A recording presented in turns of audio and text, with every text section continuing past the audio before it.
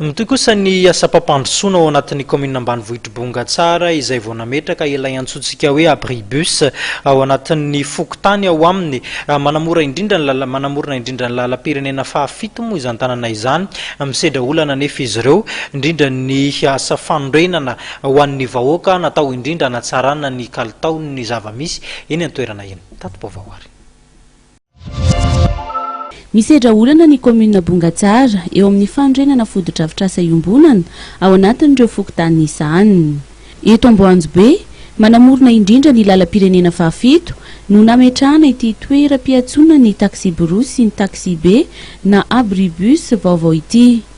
Miteraka fifanolanana eo amin'ny commune sy ny olon-tsotra milaza ho tompon'ny tany anefa ny nanorenana ity fodo-drafitr'asa iombonana ity eto amin'ity toerana manamorona ny lalam-pirenena ity.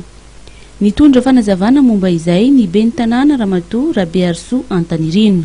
Araky ny lalàna zany eto amin'ny firenentsika dia toy ny foto-drafitr'asa fanjakana tsy zany dia fean'ny lalàna mazava ho azy.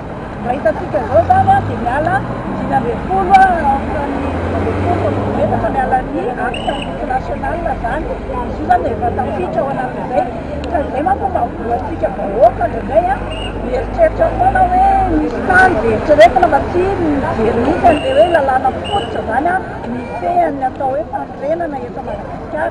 Lalàna zany amin'ny ankapobeny mifehany atao hoe fanazariana ny tany indrindra mahakasika an'ireo zava-misy nasionala zao dia mifatra ao anatin'ny loi 2015/052 zany.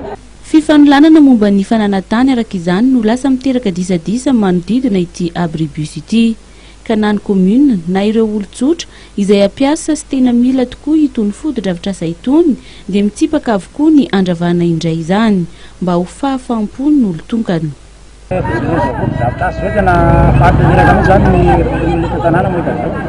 No tanterahana androany ny fandraisana ara-teknika ity abribus eto Amboanjobe ity izay vokatra ny fiara-miasa eo amin'ny commune sy ny coopérative fitaterana maromaro miasa amin'ny lalam-pirenena fahafito iny.